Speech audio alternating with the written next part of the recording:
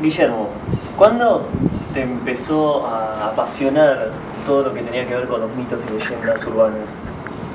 Y mira, lo primero fue escribir, ¿no? O sea, me atrapaban mucho las historias que eran extraordinarias, ¿no? Por ejemplo, aquella clásica historia de Fogón, tenés a alguien que te está contando, no sé, lo que vivió en el día, ¿no?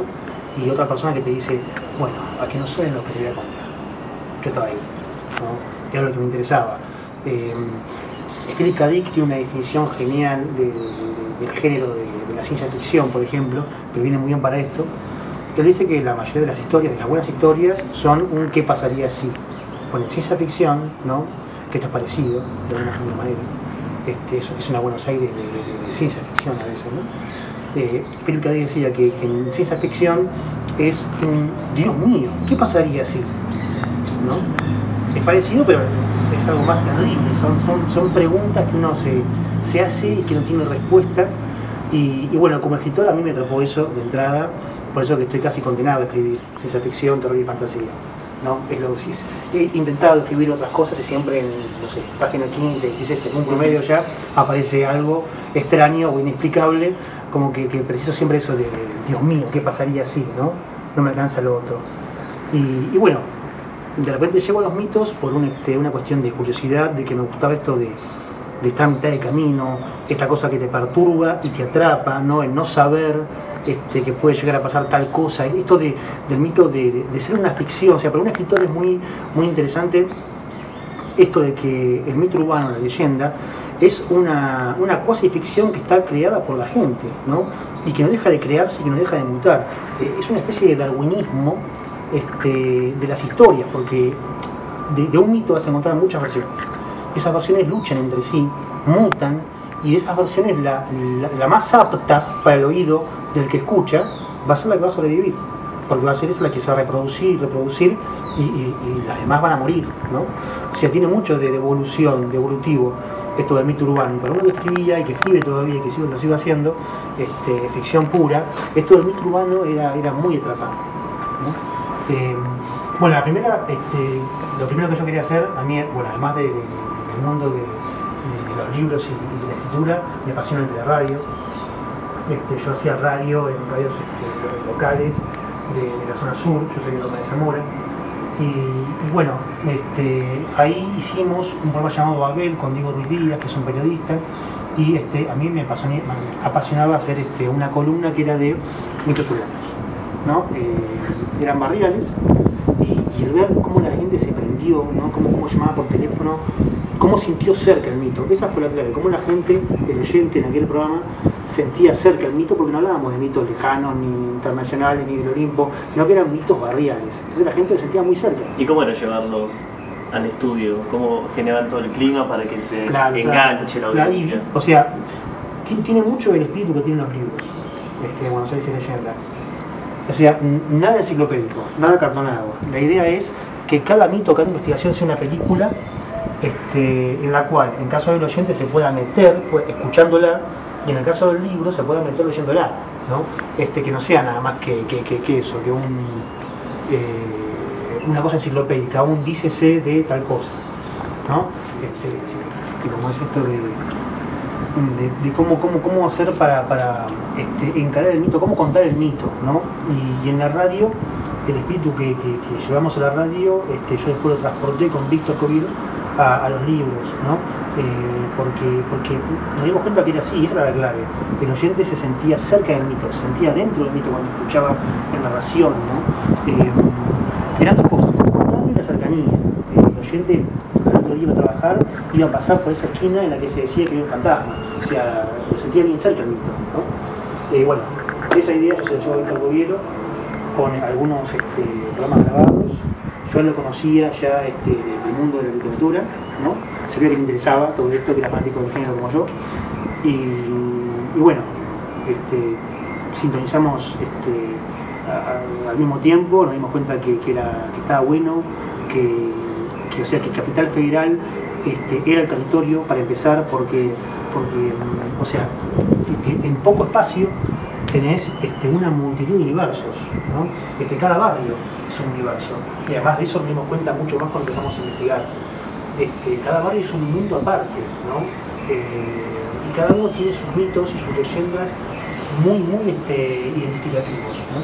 Y además la gente del barrio defiende el mito, ¿no? Como si fuera una bandera casi, ¿no? Si se enteran de que hay una historia parecida de su barrio que se cuenta en otro, que la defiende, dicen, "Ah, eso pasó acá", ¿no? Y con eso nos encontramos mucho. Y bueno, así nace todo. Primero por una cuestión de interés hacia la construcción del mito urbano desde el punto de vista del que escribe, ¿no? Después de lo radial, de empezar a contar el mito y ver lo que podía causar en la gente, y bueno, llevar la pasión de la radio a la que ya tenía de la escritura, fue ahí, fue fácil. Las fuentes, ¿cómo las conseguís? ¿Cómo llegas a las fuentes? Y casi todo surge de algo, muchas veces chiquito. Una noticia, por ejemplo, en el caso del taxi que contábamos al comienzo, en ese caso fue una noticia de un diario local que hablaba de una persona que había sido encontrada muerta arriba de una tumba, ¿no? Y de ahí el mito intentaba explicar el porqué de ese cuerpo en ese lugar, ¿no? A veces es una noticia en internet, a veces es un rumor que te acerca del amigo de un amigo. Muchas veces fuimos a investigar mitos a un lugar y nos encontramos con otros que terminaron siendo los que fueron investigados para el libro, porque estaban mucho mejor que ese rumorcito con el que habíamos llegado, ¿no? Así que, o sea, los orígenes, las semillas de los mitos son variopintas, ¿no? Hay muchas formas y vos llegás al mito y el mito llega a vos de muchas maneras, pero suele ser siempre algo chiquito por ahí que nos atrapa, ¿no?